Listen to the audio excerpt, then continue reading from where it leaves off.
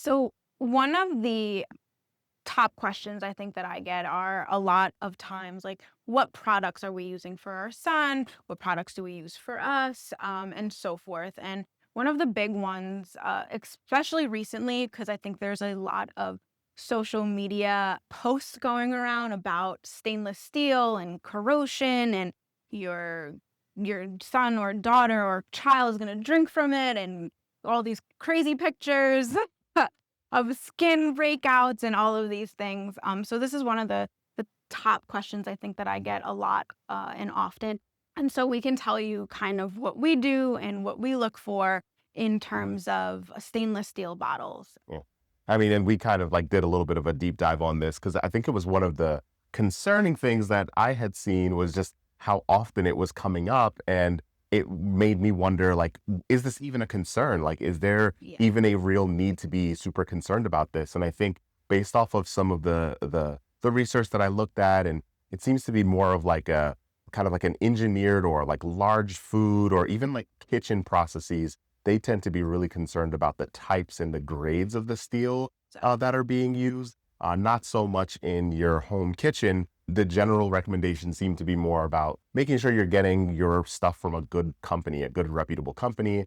I'm not going to like badmouth Temu or like, Alibaba or any of those things, but you might want to be more careful about some of those like off-brand, unlabeled companies because their stainless steel might not be the best quality grade. I think Exactly. what we had looked at was maybe like the 18.8. Yeah, so when I'm like purchasing stuff, I make sure, especially like we're talking about stainless steel bottles, I make sure that it is grade 18.8. That seems to be one of the more stables. And I can tell you that if you are looking, especially on Amazon or some of those, specifically Amazon, a lot of this stainless steel is grade 18.8.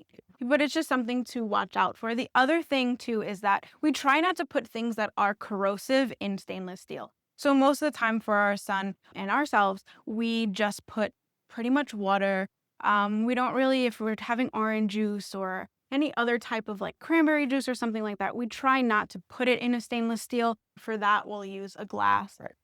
And if your child is very, very young, and I know, our son liked to throw things when he was young, so glass wasn't an option, a stable plastic cup at that point, I would say is also fine. Right. And I mean, obviously you're going to look for I think nowadays, none of the products have BPA in their Exactly. plastic products. So you're going to look for more BPA-free products to lower those plastic exposures. But I think one of the things that is often kind of missed or even ignored in a lot of the discussions is that plastics are inherently come with a certain level of risk. And we don't want to completely nullify that risk or Exactly. that exposure. The process in which they make the plastics, they have to use some type of what's called a plasticizer. BPA or BPA-like cousins essentially are in all of the plastics. So, the name of the game is, and part of the reason why we even talk about a lot of this stuff is to try and decrease your exposure as much as possible, but not drive yourself insane with the knowledge about what's actually out there, because Exactly. a lot of these things have existed for a really, really long time, and they're going to continue to exist in one form or another.